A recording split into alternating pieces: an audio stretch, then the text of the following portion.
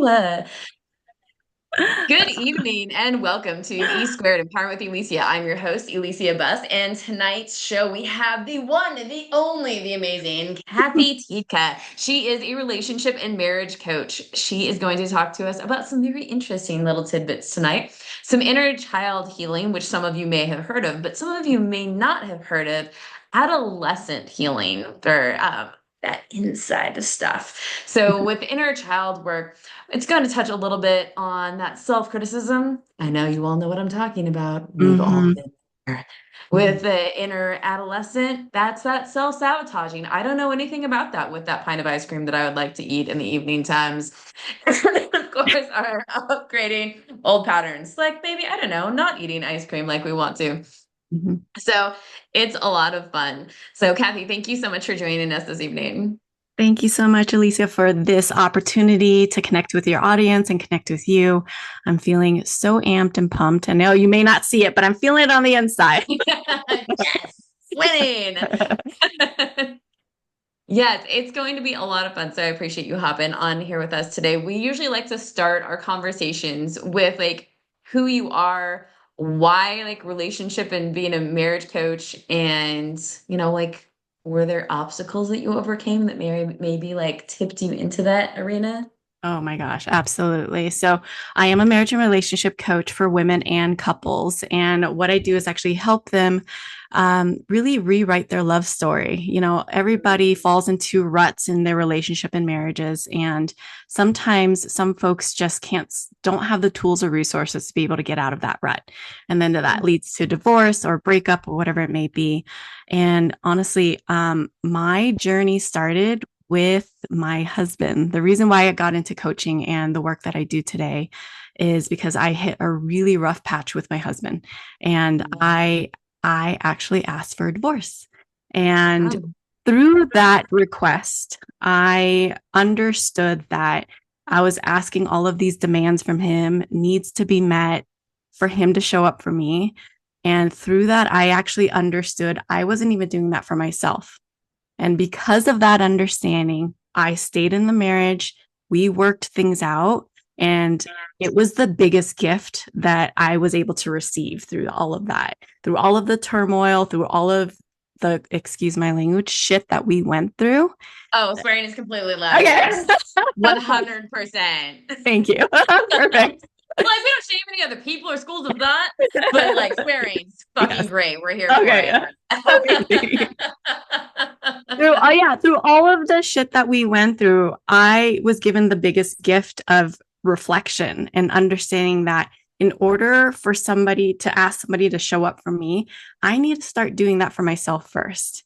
Because it's like Yes. feeding a hungry ghost when you're asking somebody else to do things for you and you're not doing it for yourself. It's feeding that hungry ghost. It's a never ending. They're always hungry. That ghost is constantly hungry. It's just getting fed and going through, and like that's it. So Yeah. that's really how I got started, and I'm here to really serve those or my local community and the community around the world, help them understand that things are possible. You can work things out, and the biggest gift of empowerment is to also do that for yourself, to give yourself those things that you're asking from your partner. Preach, girl.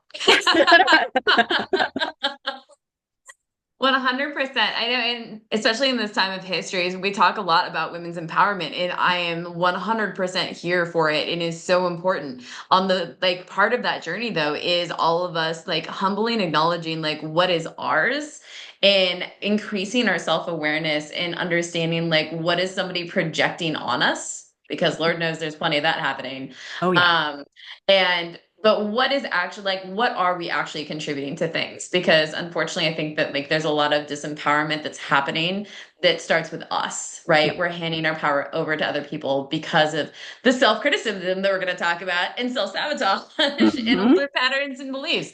So like let's just jump right into it in regards to the inner child work, like for people who've never heard that term before, like where should we start with the definition? Yeah. So with inner child healing and inner adolescent or inner teen healing, as maybe some of the wording that people might hear of, they kind of go hand in hand in a sense that healing your inner child and teen really allows yourself to heal the emotions that you may have repressed or suppressed as you were growing up. And that could be, something that your parents may have given to you in terms of, hey, you're not doing XYZ, or this isn't good enough, or it's things that we're telling ourselves of, you know what, my mom didn't show up in a way that I had wanted her to. There must be something wrong with me. So there's that inner criticism of, hey, I'm doing something wrong. It also offers with inner child healing and inner teen or adolescent healing, it also offers the opportunity for you or for us to provide ourselves with what we needed most then in real time now. And so that yeah. So that these parts of us are starting to feel whole and loved and feel safe so that we can start showing up for ourselves in the way that our parents may not have when we were younger. Yeah. I'm so grateful that we're having this conversation. I feel like there's a lot that we're experiencing as a community right now with like Yeah. that whole like inner child and inner teen healing Mm-hmm. that we all need, and really being able to advocate for ourselves regardless of gender identification of like how did our parents not show up with us Mm-hmm. for us when we were young, and how is that showing up for us now, and the nurturing that we need to give ourselves and empowering ourselves with the assistance of a coach at times or a counselor, um, to really step into that space and Mm-hmm. advocate for our needs and our desires and say like, no, like I love myself enough, I have the self-worth that I'm going to manage my time and make sure that I'm integrating what I need to build my bandwidth so that I can be my best self. Like, is that some of the work that you've been doing over there? Yes, absolutely. I've been really able to help my clients understand that most of our behaviors are, or coping mechanisms have been modeled to us. And sometimes we have our own coping mechanisms, and they're just patterns that have been created from these wounds that we've had since we were little. And so, something that I actually came upon for my own self this past weekend was a lot of self worth issues.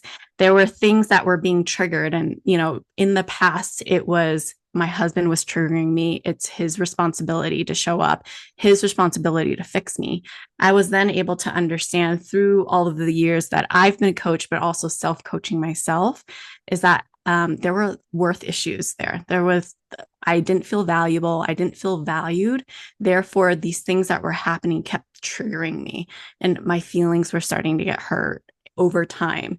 And I was able to understand that, hey, these stories that I was telling myself, they're not true, Yeah. because your thoughts create emotions, which then create behaviors. And it's actually a cyclical cycle. It's a cyclical pattern of sometimes your emotions create thoughts, which then creates the pattern, or, it's something like that. A pattern then starts developing. And I was able to understand that, those thoughts aren't true. I am very quite valued, and I I value think so. myself. I value myself and I value my worth. And like it's just these things that we are feeding ourselves as adults that Yeah. just keep happening. And it's just amazing when you are working with a coach or a therapist or a counselor. It's amazing the things that you can open up for yourself and understand that those things aren't true. It's just not true. And I don't buy into it. And one core piece I think not too many people are talking about this these days is self-compassion, So important. self-forgiveness. It's like the missing piece there, I think, to really make these things stick is I forgive myself for buying into these thoughts that they're true. Yeah, And once I that's so forgive important. myself, I'm able to get free from these patterns, free from these emotions, free from these thoughts, and I stop believing them. So then they stop creating so much animosity, so much criticism and self-sabotaging behaviors. Yeah, Yeah. absolutely. I'm so grateful you brought up that point.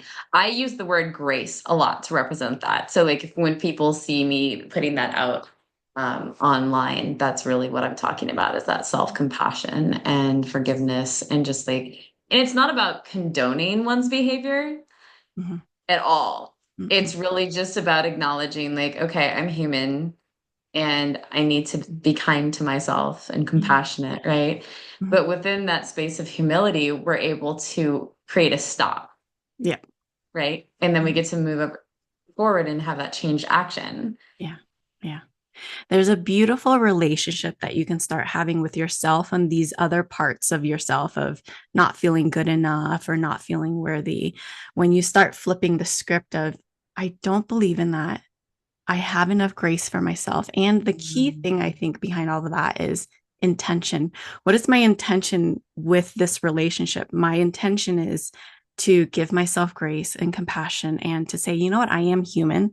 I'm living in this world right now and I'm here to learn how to understand myself and how to manage myself.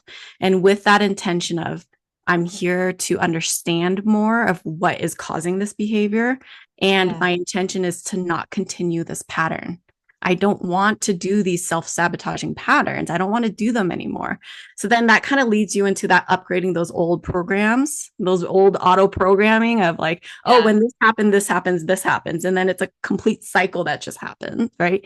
It's a Yeah. something that just repeats. And so the more that you're graceful with yourself with the intention of changing that pattern, changing the outcome, changing that relationship with yourself, you get free. There's Yeah. just so much freedom in these patterns and the pain and the hurt. There's just so much freedom on the other side. Yeah. No, I love all of the things that you're bringing up. Like it reminded me about how we can really find evidence for anything, Mhm. right? Like we Mhm. have our limiting beliefs, we can have empowering beliefs, and the world is vast and like life is complex. And so we can find either what can reinforce the new pattern if we choose to see it, Mhm. or we can find the stuff that reinforces the old patterns, Yeah, right? definitely. Mhm. And so, for somebody that's just coming into this in a new space, they've never worked with a coach or a counselor, they've never heard of inner child healing, and they're running up against some of these old patterns of limiting beliefs, what would be a key thing for you, like to tell them? To tell them in a sense And of be like, to tell them in the sense, yes, the clarity. Clarity is so important. You're it like, is. Alicia, that's far too broad. That's far too broad. Let's reel it back in. Um, so from the standpoint of like, hey, all of my limiting beliefs feel overwhelming. Mhm. These mother wounds and father wounds, if you don't know, aren't familiar with those, make sure and look them up later on Google. It'll help you. Um, but if they're just like, this feels overwhelming, um, where do I start? Yeah. What's the small bite that can get me going? Yeah. So the framework that I was coached under and something that I continue on with my clients is building awareness. The very first step to change is awareness because you can't change what you're not aware of, right? Facts. So, so my encouragement for people is to start without set intention first. Okay. Set the intention of I want to become aware of what is holding me back. What is blocking me from moving forward, from meeting that goal, from changing, from doing XYZ?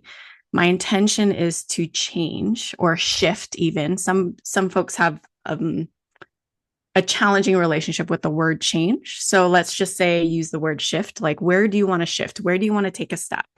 And so my encouragement is to build that awareness of what is happening that you don't want to happen. What are those behaviors and emotions that are coming up that you just aren't feeling aligned with anymore?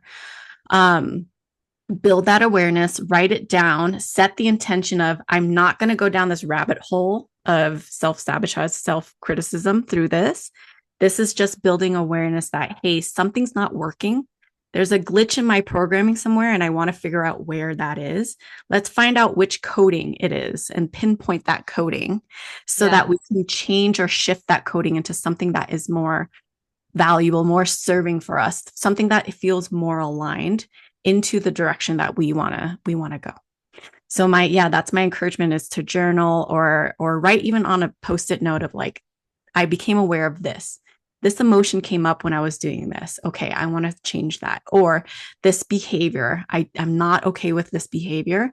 Write that down. And then intuitively or organically, people will start understanding, making their own links of, okay, when I see this pattern, something else happens before it. Then they start making the link of, oh, this caused this. Okay, Yeah. great. What caused this other middle part here? This thought over here, this emotion, this some whatever it is, there's that link. Okay, I see this thought. That's what caused me to feel this way, which then caused me to behave this way. Ah, Brilliant. now I get it. I am aware of what is triggering this chain of reaction here. Follow the bouncing ball. Yeah, definitely. That's awesome. It's interesting. What popped into my brain while you were talking about all of that is how many people I think may feel unsafe in general in that process and just the environment, the relationships that they're currently in. Yeah. And to explore a tender space when you're not in a space that feels safe with in general can be Mhm. really difficult. Do you have any recommendations of how a person can feel more emotionally safe through that process? Oh my gosh, yes. So safety has been a big thing for me this year, both unconsciously and consciously. And again, that's like that building that awareness of what those triggers are and what's triggering them. Um, Being aware of what does give you safety would be a big factor here. So if you are in a relationship where you don't feel emotionally safe to express yourself or feel a certain emotion, look for the things, the places, the people that do offer you that safety, that feeling of safety in your body, so Mhm. that you can then go there or imagine going there to that place or being with that person to then allow your nervous system to kind of rest and then reset so that you can feel like, okay, I can kind of dip my toes into the water a little bit here. Mhm. Build that safety for yourself. Um, there is an understanding that safety is a huge thing for a lot of people, whether it be physically, emotionally, financially, even. For sure. Um, And for me, it was honestly being open and aware of what safety there is already here for me and tapping Mhm. into those spaces first. And this kind of reminds me of an awareness I came into this year was if I thought for the longest time that my husband wasn't a safe space for me because of all the triggers I was feeling and becoming aware of. And the more that I've been doing the inner work with people, self coaching, I've been able to see that because my husband was a safe space, I've been able to see my triggers and become emotionally aware of what was going on. Mm, I didn't give myself the permission to see him as a safety net for me. interesting. So, like I mentioned, safety has been a big thing for me. And I'm becoming to the deeper understanding and embodying that if he wasn't a safe space for me to begin with, I would not have been able to feel the roller coaster of emotions I've been able to feel because it wasn't safe. Oftentimes, and this dips into inner child and inner teen healing, is we suppress or repress emotions. So then we don't end up feeling them at all. We're kind of just numb or indifferent about things. Hmm. So if you're feeling emotional with somebody, some folks might say, oh, that's not a safe thing. And it's like, actually, it's kind of safe for you. You would not have allowed yourself to express these emotions if you didn't feel safe enough to do that. It's a really interesting like mindset like flip Yeah. for me. Um, and yeah, and I love that. And what it in a playful sort of fashion, what it brings up is some of those Instagram reels where Mhm. it talks about like the women like are all sad because they just got back from getting to be with their like mature masculine boyfriend. It's where they've gotten to be like a little girl and a Mhm. princess and like all these things because they were able to dip into that inner child, right? Mhm. Mhm. And they felt safe and now they had to go back to the real world. But like obviously those people are being playful and they're not talking about being inner child work, But to me, like that's what I hear when I say that because and when I'm like with the person that I see, I feel like I get to be my little girl, and that makes me so happy and relaxed and calms my nervous system. And because I'm such a strong, independent woman, right? And Mm-hmm. it's so nice, especially for those of us that are in that space, to get to then go be with a person, be it a friend or like a partner, right? Where we get to just like drop in and just be a little girl, right? And that's part of that healing process, I think. What are your thoughts? Absolutely. Absolutely. I completely agree with you. Um, Part of healing your inner child, your inner teen, is allowing yourself to play. And what came to my mind when you were just speaking about this is that there's like that feminine energy, and that there's feminine and masculine energy, right? Masculine's all about the doing, getting shit done, make that structure, and then the feminine's all about play. So at when I'm you're a so happy to hear that. I was just like, oh, I have been engaging my feminine more. That's yeah, fantastic because all I ever do is play. If I can get away, I'm just like lots of doing all of the play yeah. to balance. And I'm like, sweet, sweet. It's not just about the dresses. Fan fucking tastic.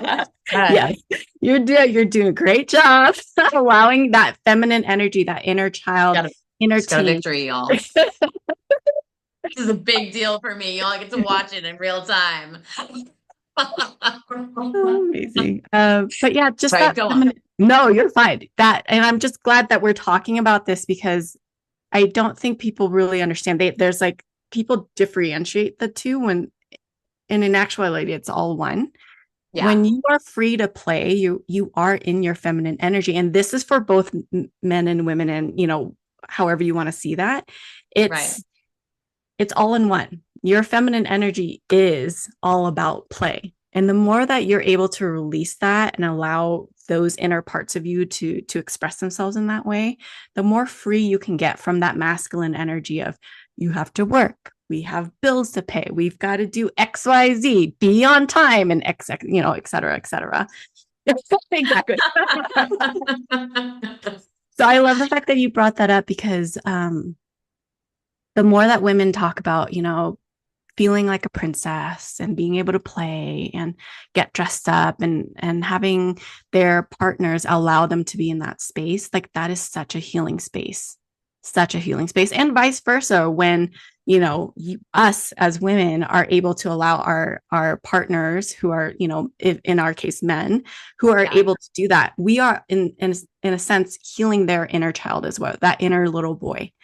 that's so We're great. allowing them to play too, and we're playing with them. So it's just like we're both, we're on the playground again, playing tetherball or in the sandbox on the monkey I bars. was so good at tetherball. I was a champion. It just took me back to fifth grade. I was just Killed it. I haven't thought about tetherball in so long. I'm like, yeah, tetherball.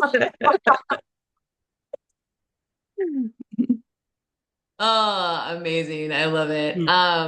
Also, so from the standpoint of like safety for the adolescent, like so often, right? Like we're adolescents, we've got all these hormones going. We're trying to figure out our identity. We're just like, oh my gosh, there's like a million different opportunities to like have our inner child, inner teen wounding that we Yeah. get to deal with later on in life. Like bullying, body image issues. So like, who am I? How do I identify? Like, I Yeah. don't know. Yeah. And so I'm 44. I don't remember how old you are, Kathy, but it was like such a different era from like my teenage years, at least. Yeah. Um, and the self-sabotaging that comes up from that inner teen. So, like, how do we help create that safety, healing that as adults, but also those of us that are at the age where we could have teenagers, right? And like trying to help navigate decreasing the amount of that inner wounding that could happen. Yeah. Yeah. I'm 41, so I'm right there with you. Right. I'm all about the rings and like the tetherball and all of that. So what came to my mind to your question, honestly, was with our hormones, where our, especially as women too, like right now in our in these parts of our years, right? We get these like emotional things that come up out of nowhere. It feels like out of nowhere sometimes. And when we are able to express ourselves and our partner not take it personally, I think that is the most healing Mm. relationship you could have. Because if they're not taking it personally and they're understanding you are literally having a human experience, there are things going on in your body that you literally cannot control, and you're having outbursts. Yeah. And you're having these outbursts, and then them just saying, I am holding this space for you, this loving space of you can say not literally whatever you want, but it's you can do whatever it Can't is. be a raging bitch. Yeah. It's like if I'm holding this beautiful, loving space and healing space for you to just let it all out because I Yeah. understand there's just things going on, and then not take it personally and say, hey, I still love you no matter what. Mm.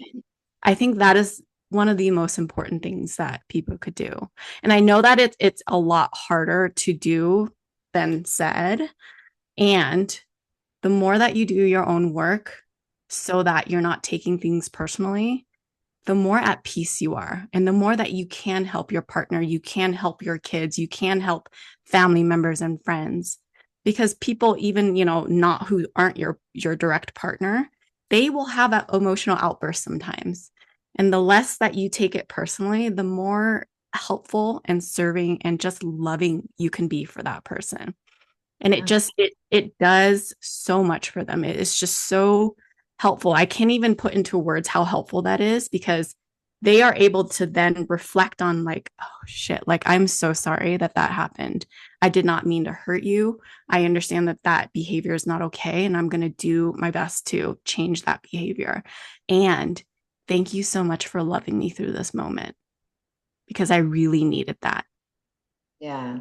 I feel like that should just be like a quote that we keep up in the kitchen or something. And thank you for loving me through this moment. Yeah. Um, yeah, all of that is incredibly important. The human mode. I once had this wonderful college instructor. Sadly, he died many years ago of a brain aneurysm, but he would talk about how to assume positive intent because most people out there are not actually out to get you. No. Right. And even if somebody's saying something that's really shitty to you, it's most likely just because they're projecting because there's a space within them that is hurting. Like that saying, like hurt people, right? Like it doesn't condone the person's actions or words that are negatively impacting another. But being able to come from a space of compassion and when we're able to live authentically in a grounded space through our value system, right? Then we can hold that container more so with healthy boundaries. Yeah. The one thing I'd like to add to what you talked about with our partners being and then the people in our lives holding space for our human experiences is for us to hold space for theirs as well. Mhm. And really honoring that, like, people don't always have the bandwidth to hold space for us. And we need to be kind and assume positive intent in return. That if somebody says, hey, like, I love you, I understand you're having a hard moment. I don't have the bandwidth to be here for you right now, and I need to go over here so that we're not negatively like contributing to each other, right? We're not creating Absolutely. more damage, and us being able to give that person grace as Yeah. well. Like that's the importance of us building community and having more than just our partner to lean into, right? Because when we do just lean into one person, be it a partner, a friend, or a colleague even, then we create like caretaker fatigue, right? We burn people out of our lives and then suddenly we're like, why don't they call me anymore? Why aren't they returning my text messages? They must be mad at me. And be like, or maybe like neither one of us created a space of safety for us to hold healthier boundaries and feel like we're not going to get our heads bit off for it, right? Mm-hmm. I 100% agree with you. With my clients, I advocate self care first. Prioritize yourself first. The more burnt out and overwhelmed you are, the less that you can do for yourself and the less that you can do for other people as well. And this is coming from a people pleaser, ex people pleaser. I've I worked on figured like I moved that. through it. You're Yeah. like years of work. I've done a lot of Any work other on people that. pleasers? Yeah, you go to Kathy, you come to me. A lot of the people pleasing tendencies actually comes through this space that we're talking about, having to do with the need for inner child healing and adolescent slash teen healing, right? I was interviewing a lot of different people recently, and just asking them like six different questions, and almost like one for one, each of the people that were self-identified people pleasers had had a childhood trauma, which would of course cause, the need for inner child healing. Can I Oh get some yeah. sun? Oh yeah, definitely. And I'm one of those people where I had trauma in my childhood, and there were a lot of, and with my upbringing and my culture, there is a lot of, you put everybody, literally everybody, before yourself. Even as a child, you put everybody before yourself. And so I had to work through a lot of those old conditioning. And I'm still working through some of the trauma patterns that have come out of it. I'm working through them, and I can say it's so peaceful and healing on the other side. Once you prioritize yourself and make sure that you are doing the best that you can for yourself and heal yourself, it's just so peaceful. It's so peaceful, and I'm able to hold so much more for other people now without it affecting me. Having that boundary of like, I will hold for you, and I'm not absorbing that. That is not mine to hold. Yes. That Oh, is not I love mine. that so much. Yeah, as I was talking to another massage therapist recently who had talked to me about her struggle to take things on from other people. And I'm retiring on December 22nd from massage after 23 years of being in practice. And when I yeah, and so I could just do coaching full time. Bring it on, all the coaching clients. Um, but the importance of that conversation piece is that I stopped taking on people's energy. As massage therapists, oftentimes we take people's pain in something called transference. We have this intention, right, to help people, but it's actually not, we're not giving people consent to like take their pain. Yeah. Right? And, like a person's pain is part of their journey, and we can help facilitate the healing process as massage therapists, doctors, counselors, coaches.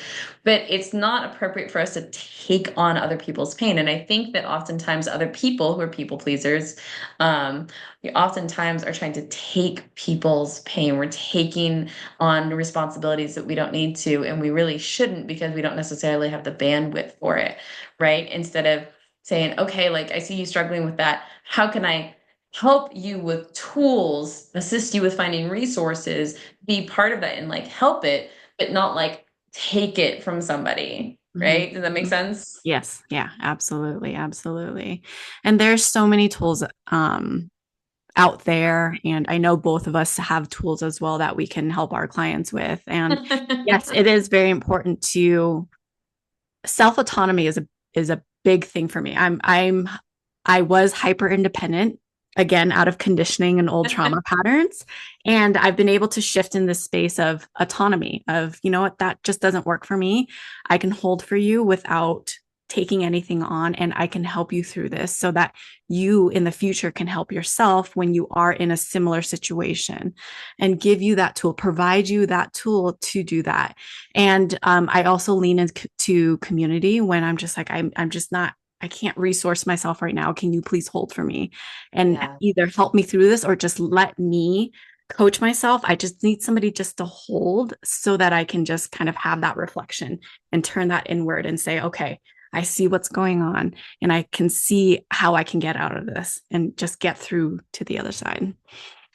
Yeah, I love that so much. Like I've been talking to some friends lately and I'm just like, "Hey, like it's okay if you don't have the space to be kind to people. If you don't have the space to be kind to people, just like take some time for yourself and like do all the things that you need to increase your bandwidth so that you can be your authentic self."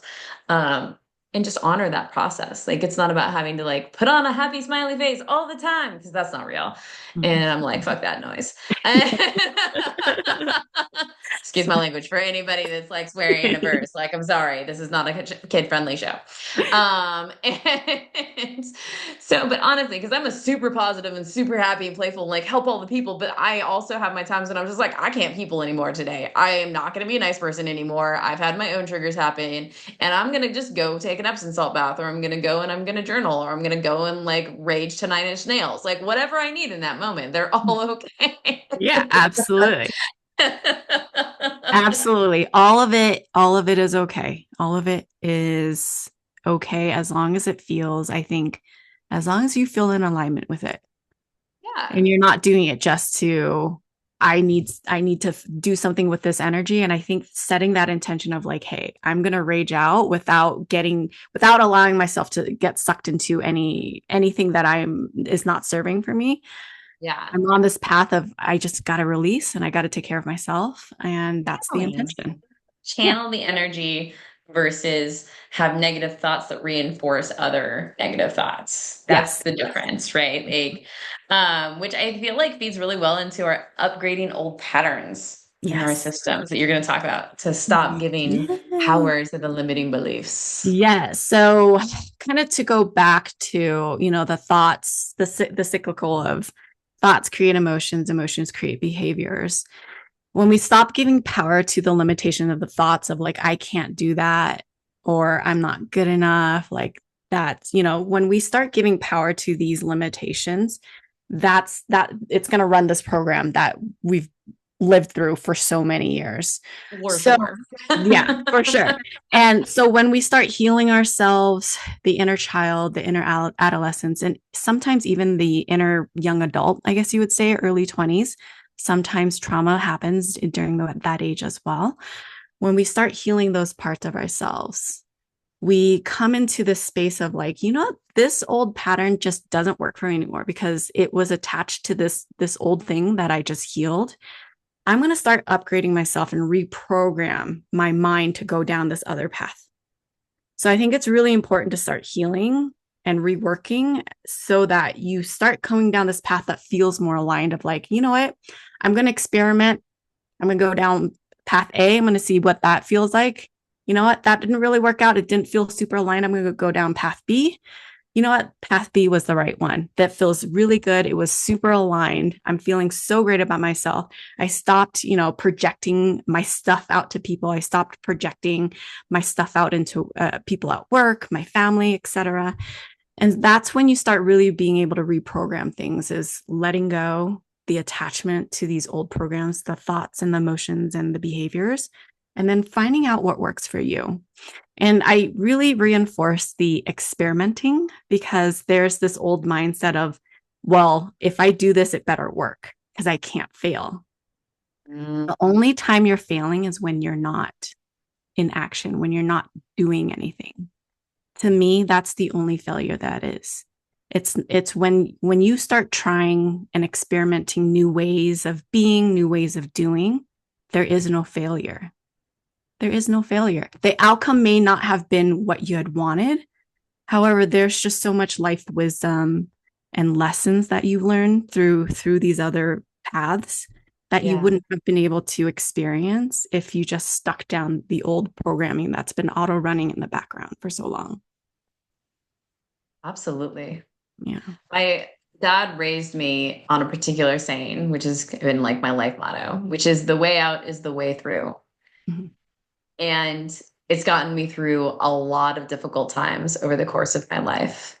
And one of the things that I added to it is that you can stop in the middle and rest and allow yourself to grieve or throw yourself a little temper tantrum or whatever it is that you want to do. Yeah.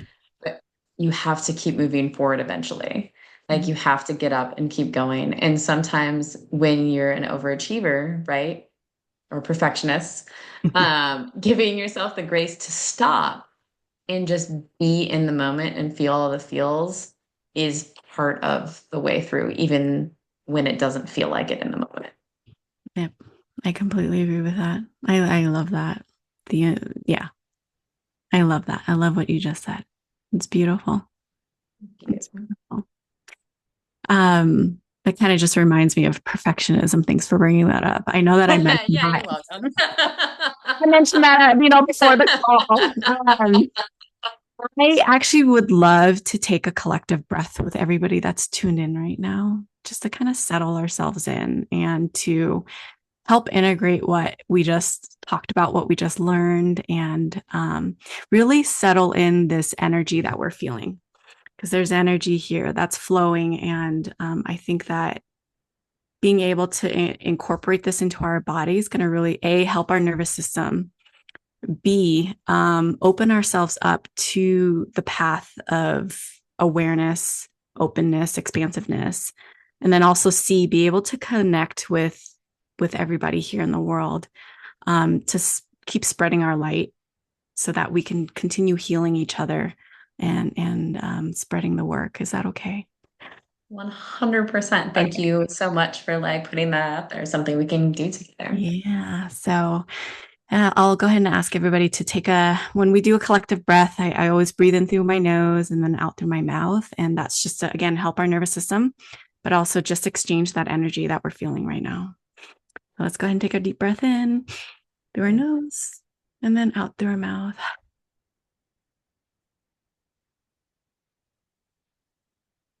Let's do one more in through your nose and then out through our mouth. Mm, Mm. love it. Thank you so much for that. Yeah. And in that beautiful space, I think that like I just like to say thank you so much for everything that you've given us this evening. And it's been such a just a joy to get to have you with us. Thank you so much for this opportunity. I really enjoyed speaking to you, connecting with your audience, everybody out there who's watching. Thank you so much for tuning in. And I really hope that some wisdom came through, little tidbits that helped somebody through this time in life right now. Yeah. I'm Thank you. sure it did. You're very welcome. So, anybody that's watching, please stay tuned. If you're interested in learning more about Kathy, you can find her on Instagram. We'll also be doing a group coaching call if you want to ask your own questions. That will not be live streamed. So we can go deeper basically into the things that we were talking about already. The week of December 16th, we will stay posted on the time and exact date for that. And I always like to end with one last question. So, Kathy, who in the world inspires you today? This is going to be really cheesy. It's okay. We're here for it. It's super cheesy. I actually, my immediate thought is my husband, and Oh, I love that. yeah, marriage and relationship coach here. So I got it's a priority. He's just shown me so much kindness and grace and compassion, and I'm going to get emotional, but it. even during the times that I'm extremely critical and mean to myself, he's been so kind. So, Thank you for that. That's really beautiful. yeah, It's such thank a you. privilege. Yeah, you're welcome. Such a beautiful thing for us to get to hold space for each other and with gratitude for like partners. Yeah. And yeah, I feel very blessed in the time that Chris Morrison helps me with like all of the things from creating cool content for workshops to listening to me when I'm just like, oh my gosh, no. Um, and making me laugh and just the way we get to communicate together and have healthy boundaries and advocating and growing. So like I really resonate with what you're saying of how your husband has been there for you during those difficult times. Like it's truly a sacred sort of honor and privilege to get to find people that we get to be in such healthy, authentic partnership with. So thank you for continuing to role model that for all of us and what's possible. Thank you so much. Yeah. Feeling that I receive. You are very welcome. So, everybody, thank you so much for watching this evening and stay tuned. Linda Kajus will be with me on Monday night. So, I will get that out there for you soon for a group coaching call. She is an introverted business coach and so much more. She integrates improv, because we like to be silly here, into her coaching. So, and you Love can that. see her interview again on E Squared Empowerment with Alicia. And if you'd like to see me for some coaching, you know where to find me for confidence coaching for people pleasers. So Yeah. until next time, we appreciate you and we will see you later. Woo. Thank Bye. you. Bye. I'm just like, if we can make it happen.